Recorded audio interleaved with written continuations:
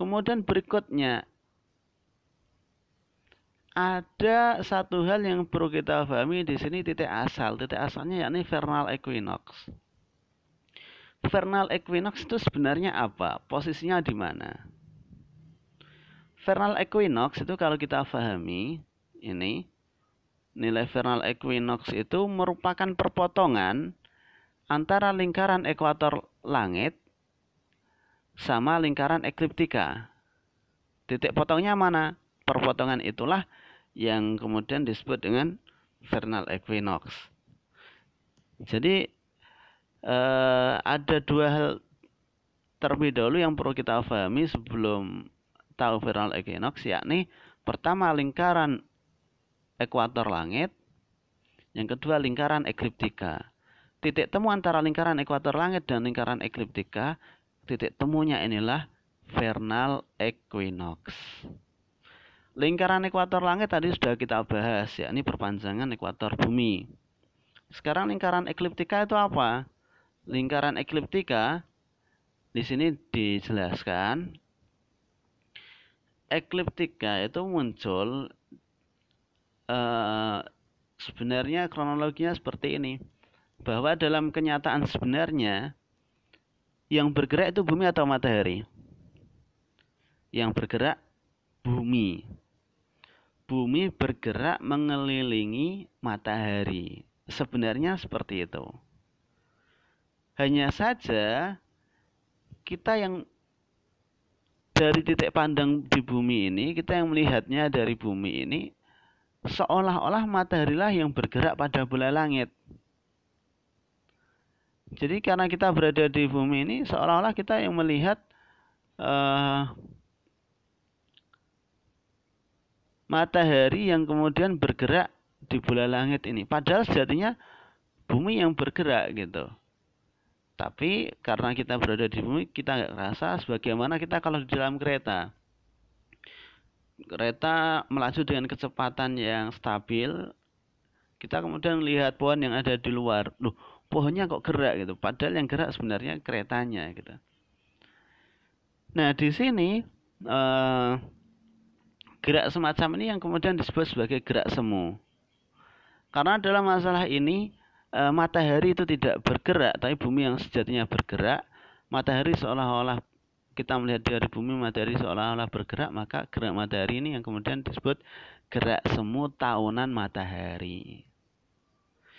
Gerak semu tahunan matahari ini ketika titik-titiknya atau garis-garisnya dihubungkan selama 1 tahun, jadilah bentuk lingkaran seperti ini.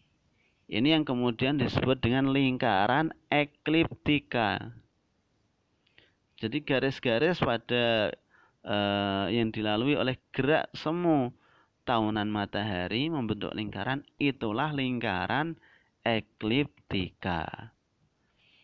Karena orbit matahari, karena sumbu bumi itu miring 23,5 derajat kurang lebih, maka di sini lingkaran ekliptikanya juga miring terhadap lingkaran ekuator itu kurang lebih sebesar 23,5 derajat. Nah, itu. Jadi antara lingkaran ekliptika dan lingkaran ekuator ini membentuk sudut sebesar kurang lebih 23,5 derajat. Nah, titik potong antara lingkaran ekliptika dan lingkaran ekuator ini itu yang kemudian disebut dengan vernal equinox. Nah, dari sini titik potongnya di sini, ini vernal equinox. Nah, jadi perpotongan antara lingkaran ekliptika dan lingkaran ekuator langit inilah yang disebut dengan vernal equinox.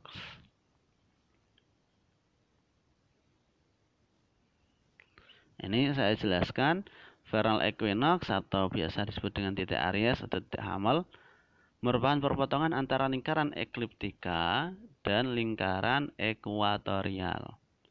Lingkaran ekliptikanya ini, lingkaran ekuatorialnya ini. Perpotongannya inilah yang disebut dengan titik Aries atau vernal equinox. Vernal equinox ini yang kemudian menjadi titik asal atau titik acuan dalam menghitung nilai ascensio recta dan bujur ekliptika. Jadi vernal equinox ini yang menjadi titik asal atau titik acuan dalam menghitung ascensio recta. Pertama ascensio recta. Kalau ascensio recta yang menjadi lingkaran dasar utamanya ini ekuator langit, sepanjang ekuator langit ini. Ini ascensio recta. Tapi selain ascensio recta, pada pembahasan yang akan datang juga akan kita ketahui bahwa vernal equinox ini juga dipakai sebagai titik acuan dalam menghitung nilai bujur ekliptika. Ini bujur ekliptika yang sebelah sini, sepanjang lingkaran ekliptika. Kalau ascensio recta itu dari titik acuan sepanjang nilai sepanjang garis ekuator langit, tapi kalau bujur ekliptika itu dari titik acuan atau titik vernal equinox sepanjang lingkaran ekliptika. Ya, perbedaannya di situ. Nah, makanya di sini kita perlu memahami betul vernal equinox itu, karena vernal equinox ini dipakai sebagai titik acuan dalam beberapa koordinat bola langit ini. Nah, singkatnya kita bisa mengatakan bahwa koordinat ekliptika itu bisa kita katakan sebagai perpanjangan koordinat geografis atau koordinat bola bumi. Kenapa? Pertama, tadi kita katakan lingkaran dasar utamanya koordinat ekliptika, ya ini ekuator langit. Ekuator langit ini merupakan perpanjangan dari nilai ekuator bumi. Ini ekuator bumi, perpanjangannya jadi ekuator langit. Nah, itu satu. Yang kedua, ini kutub utaranya. Kutub utara bumi diperpanjang sampai langit jadilah kutub utara langit. Kutub selatan bumi diperpanjang jadi kutub selatan langit. Lingkaran dasar utamanya sangat identik atau hampir sama, kemudian kutubnya juga sama, hampir sama kalau diperpanjang.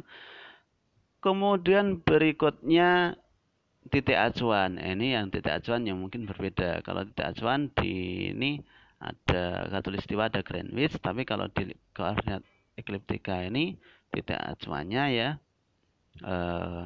vernal equinox ini. Nah, kemudian ascensio recta. Ascensio recta ini sangat identik dengan garis bujur di bumi.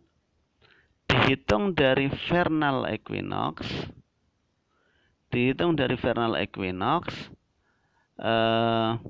ke arah timur, seperti ini. Ini nilai ascensio recta, hampir identik atau hampir sama dengan bujur di bola bumi. Ini ascensio recta. Kemudian berikutnya, kalau deklinasi ini identik dengan lintang bumi, lintang di bumi. Jadi deklinasi di koordinat ekliptika ini dihitung dari lingkaran ekuator langit, dari sini, ini lingkaran ekuatornya, ke arah kutub. Nah, kalau lintang dihitung dari khatulistiwa ke arah kutub, jadi sangat identik atau hampir sama. Itu nilai deklinasi. Sehingga kemarin saya katakan kalau nilai deklinasi itu untuk mengetahui hari tanpa bayangan atau mengetahui kapan matahari tepat di atas kiblat, di atas Ka'bah, maka kita perlu tahu nilai deklinasinya.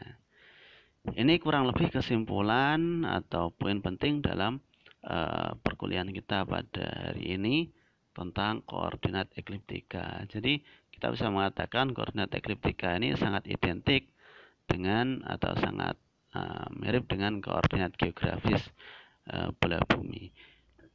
Yang perlu difahami, nilai yang sering muncul yang ditanyakan dalam perhitungan koordinat ekliptika ini dua hal ini. Mohon maaf, ini bukan ekliptika, ekuator ya. Maaf. Koordinat ekuator. Ini salah ini. Koordinat ekuator harusnya. Ini salah ketik. Jadi dua hal yang perlu difahami dalam koordinat ekuator. Yang pertama tadi ascensio recta, rect ascension. Yang kedua declination. Itu mungkin, jadi ini tadi maksudnya koordinat ekuator ya, diralat. Itu mungkin untuk pertemuan kali ini. Kita lanjutkan di pertemuan yang akan datang.